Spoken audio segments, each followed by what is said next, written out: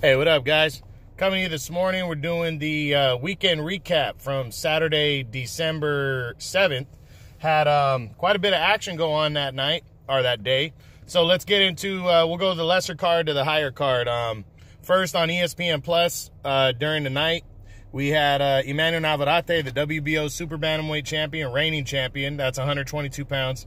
He returned for his fourth time this year, making his fourth defense. Took on some dude named Horta, some nobody. Dominated him, fourth round TKO, fourth knockout of the year. Pretty impressive considering he's not even letting these nobodies even get started in their fights. That means he's taking it serious at least, even though he's fighting nobodies. He's taking it serious when he goes into them and blasting them out. That's what you're supposed to do when you're staying busy against these nobodies. So, big win for him on ESPN Plus.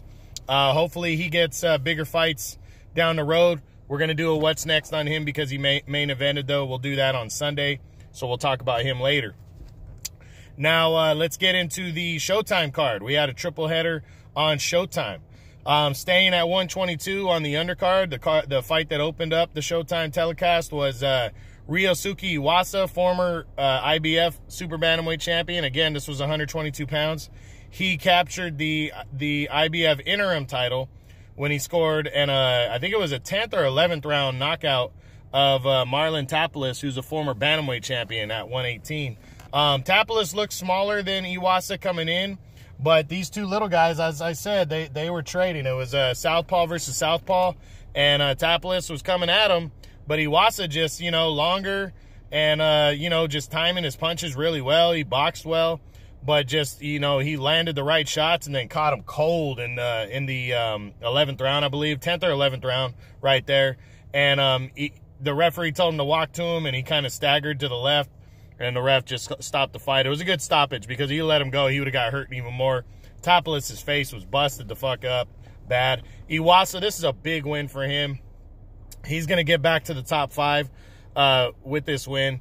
And he's in line to fight the IBF champion, which is Daniel Roman right now. Roman has a WBA mandatory defense due first. That's supposed to happen early in the 2020. And then Iwasa's next in line after that. So, yeah, big win right here. He's the interim champ now. And I'm not sure if he'll fight again before the Roman fight because he's taking a risk to do that. But impressive win, and I can't wait to see him get back in the ring, especially if he fights Roman, who's the #1 in the division. But big win for Iwasa right there. Now, the co-feature was Chris Eubank Jr. against Matt Korobov for the WBA interim middleweight title. Sucks because the first round, we got to see the first round. These guys didn't even get started, and Korobov pretty much looked like he dislocated his shoulder when he threw a punch. It really looked like he popped it out or something happened. Eubank didn't do anything. It's a technical knockout because he could not continue, so Eubank wins by second round TKO, but he really hadn't landed anything significant, barely even threw any punches because he was filling out Korobov. Korobov looked good in the first round, but again, neither guy really got off to anything, so Eubank's the interim WBA middleweight champion now. Honestly, I want to see Eubank in there against Jermall Charlo, the WBC champion. But I would love to see Korobov get another crack at this because he really got a raw deal getting injured like that. I mean, I know injuries happen, but the fact that it's going to be called a second-round TKO loss sucks for Korobov. And Eubank shouldn't feel very good about it, But, he didn't lose the fight, so that's good for him. But, yeah, hopefully he gets something bigger like a Charlo fight next. And now the main event, it was the undefeated WBC middleweight champion Jermall Charlo scoring an impressive 7th round TKO over Dennis Hogan, former world title challenger at 154. Hogan had fought Jaime Munguia at junior middleweight 154 back in April. He fought his ass off. A lot of people thought he won that fight. It was a majority decision win for Munguia. So, a lot of people thought that, maybe he could put up a fight against Charlo. He was trying, but Charlo is just, Charlo is a strong puncher. He is, strong puncher. And also Hogan was moving up to middleweight, Charlo has a good middleweight punch. And he got a nice win, here. It is an impressive win.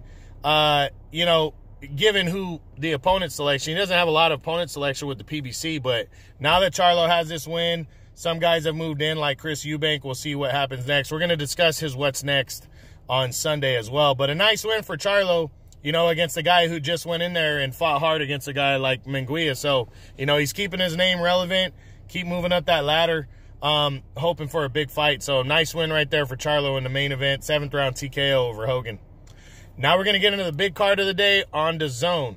We had basically 3 big heavyweight fights that took place on there. There was more action on there, but these are the 3 we're talking about. We'll start with the undercard. You had Dillian Whyte return. He actually got cleared by the UKAD, which is basically their VADA testing, you know, the big testing organization out there, and the Board of Boxing, all that stuff. He got cleared for his last fight against Oscar Rivas.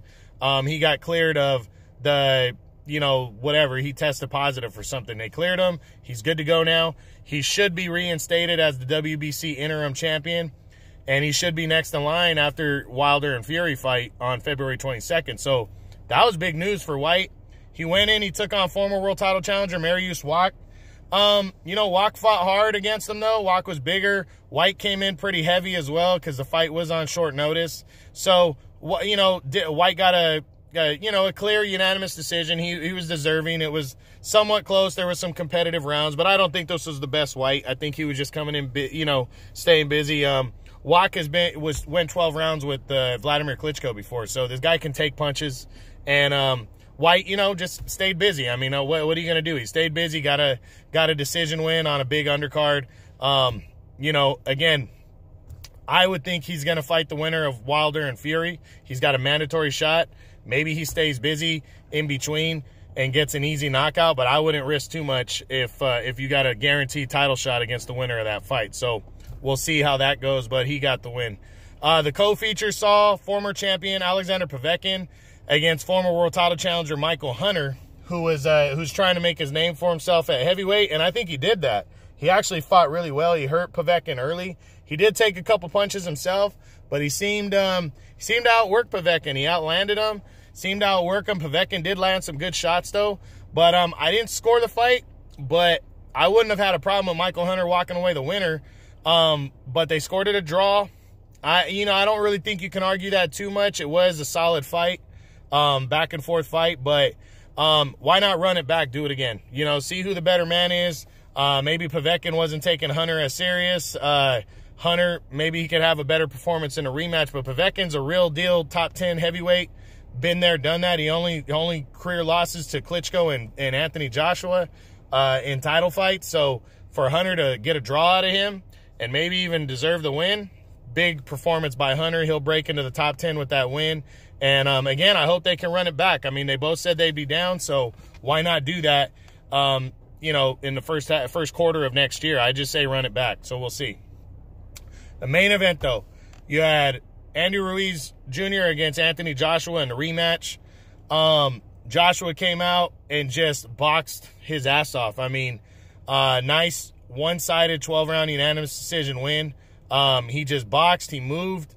You know, and Andy Ruiz came in 15 pounds heavier. I mean, the fact that he said he was actually gonna be the same or lighter, and then he came in 15 pounds heavier. I mean, you could just tell he wasn't in the best condition, especially once he took his shirt off in the ring.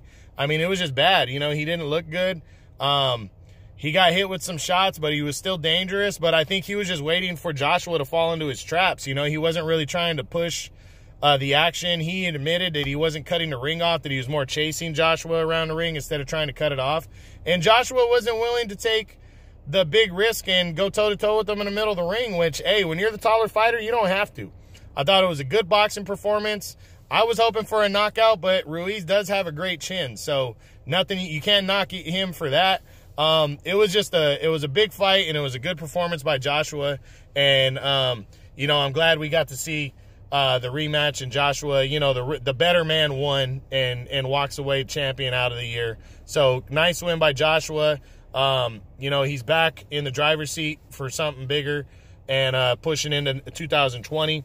Looking forward to seeing what he does next. Andy Ruiz, same thing. We'll talk about both of these guys, what's next, on Sunday. I'm going to do a what's next on both of them and break down, you know, what's coming up down the pipe for each guy. So that's it. I hope you guys enjoyed this. That's the weekend recap from Saturday, December 7th. And I'll talk to you later, guys. All right, True Boxing. You've been hit with the truth.